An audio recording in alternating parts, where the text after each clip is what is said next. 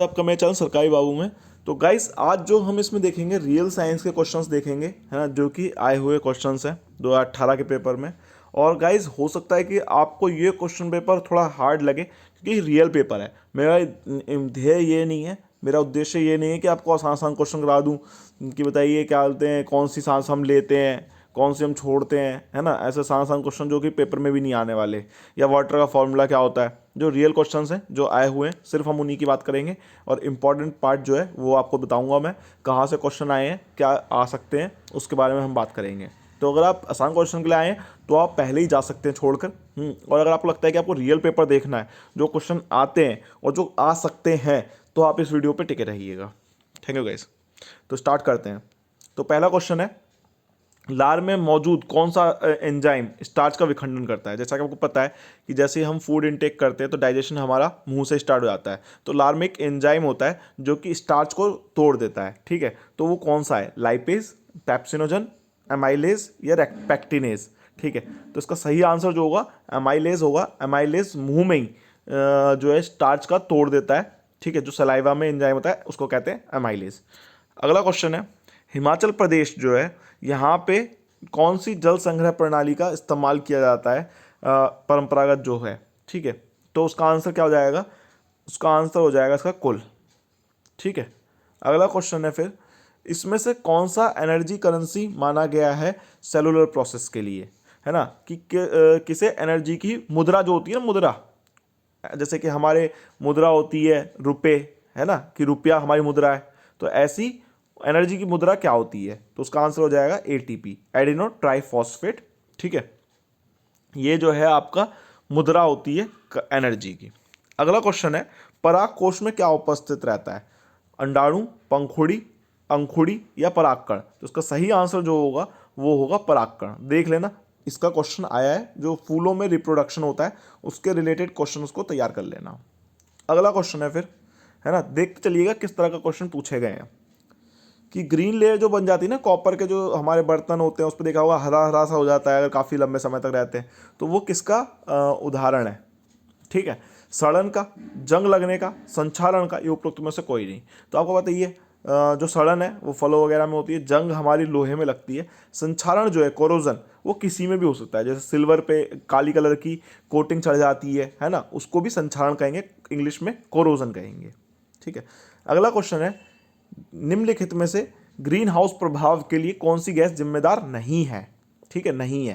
तो देखिए, मीथेन तो है, कार्बन डाइऑक्साइड भी है, जलवाष्प तो सबसे ज़्यादा। ये क्वेश्चन इसके ऊपर इस तरह से भी आ सकता है कि सबसे ज़्यादा प्रमुख कौन सी क्या है इसमें से जो कि सबसे ज़्यादा वो करता है, ग्रीन हाउस गैसेस को इफेक्ट को बढ़ाता है, तो उसका आंसर जलवाष्प होगा। लेकिन जो इसमें क्वेश्चन है कौन सा ग्रीन हाउस प्रभाव के लिए जिम्मेदार नहीं है ना, तो उसका आंसर क्या हो जाएगा, ग्रीन हाउस प्रभाव के लिए नाइट्रोजन जिम्मेदार नहीं होती, ठीक है।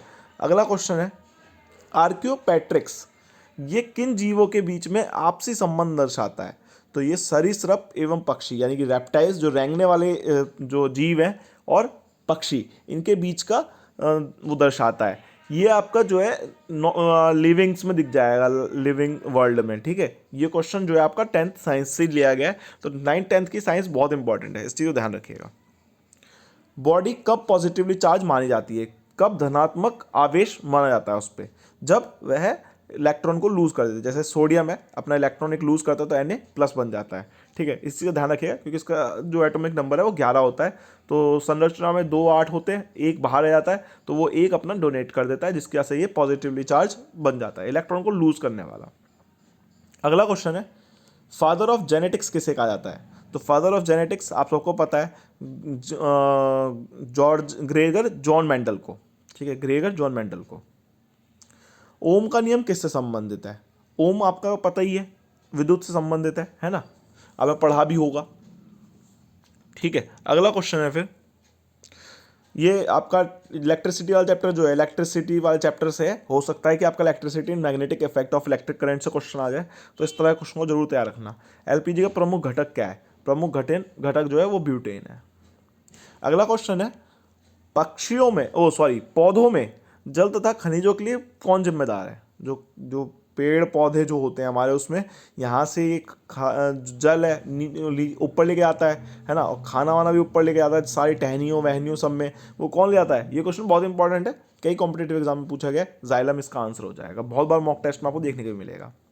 अगला क्वेश्चन है, कौन सा हार्मोन रिस्पॉन्सिबल है डायबिटीज टाइप 2 से संबंधित? ठीक है, तो डायबिटीज टाइप 2 से थायरॉक्सिन, तो थायराइड के लिए जिम्मेदार होता है। इंसुलिन जो है ये आपका आंसर हो जाएगा, इंसुलिन डायबिटीज के लिए जिम्मेदार होता है। टेस्टोस्टेरोन टेस्टिस के जो हार्मोन होता है उससे संबंधित होता है। अगला क्वेश्चन है कि किसमें 23 पेयर ऑफ क्रोमोसोम जो होते हैं ह्यूमन बीइंग में, मानव में, ठीक है, वो किस तरह से होते हैं? 21 पेयर ऑटोसोम या 2 पेयर सेक्स क्रोमोसोम, या 22 पेयर ऑटोसोम और 1 पेयर सेक्स क्रोमोसोम, या 23 पेयर्स ऑटोसोम और 9 सेक्स क्रोमोसोम होते हैं, या 20 पेयर ऑटोसोम और 3 पेयर्स ऑफ सेक्स क्रोमोसोम। तो ये सारे ऑप्शंस जो हैं, इसमें से सिर्फ एक ही ऑप्शन सही है जो कि आंसर हो जाएगा आपके 22 पेयर्स तो ऑटोसोम होते हैं और एक जोड़ा होता है आपका सेक्स क्रोमोसोम, जो XX और या फिर आपके अंदर होगा XY। ठीक है, इस चीज़ को बताता है। तो ये एक जोड़ा जो है ये आपको, टोटल जो क्रोमोसोम होते हैं वो 23 होते हैं, जैसा कि क्वेश्चन में भी लिखा है, जिसमें से एक सेक्स क्रोमोसोम होता है, 22 पेयर जो है ऑटोसोम्स होते हैं। अच्छा, कॉमन नेम जो है CaSO4.2H, तो देख लो ये चैप्टर जो है आपका एसिड बेसिस एंड सॉल्ट्स है, मेटल्स एंड नॉन मेटल्स है, उसमें ये फॉर्मूले दे रखे हैं। ठीक है, तो वो जरूर ध्यान रख लेना कौन सा फॉर्मूला किसका है। तो उसमें ये क्वेश्चन आया हुआ है कि ये किसका नाम है, सामान्य नाम क्या है इसका? तो इसका सामान्य नाम क्या हो जाएगा? Plaster of Paris. अब यहाँ पे 4 ऑप्शन है ना, इनके ऑप्शंस आप देख लेना, इनके आपको मेरे को आंसर बताने हैं कि बेकिंग सोडा को क्या कहते हैं, जिप्सम का क्या फॉर्मूला होता है, साधारण नमक का क्या होता है ना। अगला क्वेश्चन है, देखो न्यूरॉन वाला क्वेश्चन आगे 9th क्लास में है, ये न्यूरॉन वाला चैप्टर है ना, जहाँ पे हमें क्या बोलते हैं, वो रिवर्सिबल और रिवर्सिबल रिएक्शंस के बारे में पढ़ा है हमने जहाँ पे। ठीक है, तो उसी में ये जो है चैप्टर, उसी में पूछा है कि न्यूरॉन्स के बीच जो दो गैप होता है, दो न्यूरॉन्स के बीच का, उसको क्या कहते हैं? एक्सॉन, इम्पल्स, साइनैप्स या डेंड्राइट? तो इसका आंसर क्या जाएगा? साइनैप्स। अगला क्वेश्चन है, एथलीट जब दौड़ते हैं तो उनके उसमें शरीर में क्रैम्प्स आ जाते हैं, वो किस कैसे आते हैं? जब दौड़ते हैं तो हमारे अंदर एक एसिड जमा हो जाता है, उसे कहते हैं लैक्टिक एसिड। लैक्टिक एसिड के कारण हमारे उसमें शरीर में ऐंठन हो जाती है। अगला क्वेश्चन है, इसमें से कौन सा ऐसा वो है जिसे चाकू से काटा जा सकता है? इनमें से किस चाकू से काटा जा सकता है? ग्रेफाइट नहीं काट सकते, डायमंड हीरा तो नहीं काट सकते, और इसका आंसर क्या जाएगा? लिथियम। अगला क्वेश्चन है, डेंगू जब आपको होता है, डेंगू फीवर, तो आपको उसमें से क्या कम हो जाता है? तो ऑब्वियसली प्लेटलेट्स होता है, जनरली सबने सुना ही होगा कि डेंगू में प्लेटलेट कम हो जाती है। अच्छा, किस कैटेगरी ऑफ मेडिसिन को यूज़ किया जाता है अपच की शिकायत होने पर? ठीक है, तो अपच जब होता है तो हम क्या यूज़ करते हैं? देखो भाई, स्टेरॉइड्स तो लेंगे नहीं, एनाल्जेसिक तो दर्द के लिए होता है, दर्द के रिलीफ के लिए, एंटीबायोटिक भी नहीं होगा, इसका आंसर हो जाएगा एंटासिड। एंटासिड यानी कि बेस। भाई जब आपको अपच होगी यानी कि आपके अंदर एसिड बन गया, एसिड को कौन न्यूट्रलाइज करेगा? Base. Acid basis and salts में पढ़ाया हमने, है ना, तो बेस जो है, बेस को एंटासिड भी कहते हैं। अगला क्वेश्चन है, मायोपिया यानी कि जो है उसमें निकट दृष्टि दोष है, निकट का सही दिखता है, दूर का सही नहीं दिखता है ना, मायोपिया निकट दृष्टि दोष, वो कौन सा लेंस या कौन सा मिरर लगाकर सही किया जाता है?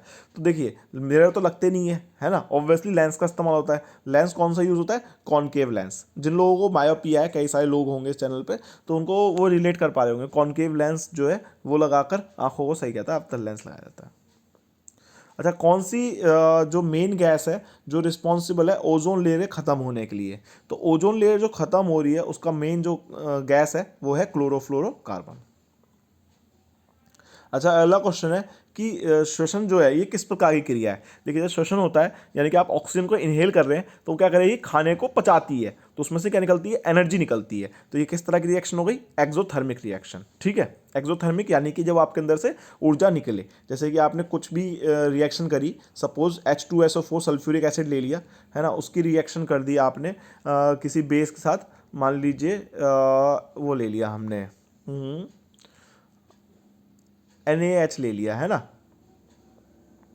NaH, इसके साथ रिएक्शन होगी तो क्या बन जाएगा? ये सोडियम सल्फेट बन जाएगा, प्लस वाटर निकल जाएगा, और साथ में, है ना, OH NaOH लेंगे, है ना, वाटर निकल जाएगा और ये प्लस एनर्जी भी निकलेगी, तो इसे कहेंगे एक्सोथर्मिक रिएक्शन, जहाँ पे एनर्जी निकले। अगला क्वेश्चन है फिर, which of the following is not a source of renewable energy, जहाँ पे जिसे हम नवीन नहीं कर सकते, न्यू नहीं कर सकते, रिन्यू नहीं कर सकते। तो कौन सा ऑप्शन हो जाएगा? बायोमास, विंड एनर्जी सब रिन्यूएबल है, सिर्फ जीवाश्म ईंधन जो है, जो कि हजारों साल बाद बनता है, वो एक बार खत्म होने के बाद दोबारा नहीं बन सकता, तो नॉन रिन्यूएबल रिसोर्स है ये। अगला क्वेश्चन है कि इसमें से कौन सा फूड चेन नहीं है? तो देखिए, घास को लकड़ी नहीं खाएगी, यानी प्लास्टिक भी नहीं खाएगी, तो ये फूड चेन का एग्जाम्पल तो है नहीं जिसमें एक दूसरे से संबंध बन रहा हो। अब घास खाएगी बकरी, अब बकरी खाएगा मनुष्य, तो ये जो है आपका एक भोजन श्रृंखला बन गई। तो इस तरह के साइंस क्वेश्चंस आपको देखने को मिले थे लास्ट टाइम, तो इसी टाइप के क्वेश्चन इस बार भी देखने को मिलेंगे। तो इसमें सबसे ज़्यादा इंपॉर्टेंट चैप्टर कौन सा है? एक तो 10th क्लास का रिफ्लेक्शन चैप्टर है, ठीक है, और एक है electricity and magnetic effect of electric current. ये चैप्टर जो है आप अच्छे से कर लेना, है ना। बाकी जो है बायो के भी देख लेना, अच्छे से कर लेना। तो ये चीज़ आपको काफ़ी हेल्प करेंगी और आपको लीड करेंगी आगे ले जाने के लिए एग्जाम में दूसरों से, ठीक है। अगर आप ये जो जॉब है इसको आप टारगेट कर रहे हैं तो कंपटीशन काफ़ी टफ होने वाला है। ऑल ओवर इंडिया में हर जगह वैकेंसी है इसकी। बहुत जल्दी न्यू डेट्स अनाउंस हो जाएंगी, जैसे ही, अब क्योंकि पीक तो आ चुकी है ना, जैसे ही सब चीज़ें नॉर्मल होती हैं तो इसकी डेट अनाउंस हो जाएगी और आपको बहुत जल्दी इसका एग्ज़ाम देने का मौका मिलेगा। तो ये अपॉर्चुनिटी बार बार नहीं आएगी, एक पेपर और सीधा नौकरी। तो आप इसके लिए अच्छे से पढ़ लीजिए, टारगेटेड चीज़ें पढ़िए। तो आई होप आपको सारी चीज़ें क्लियर हुई होंगी।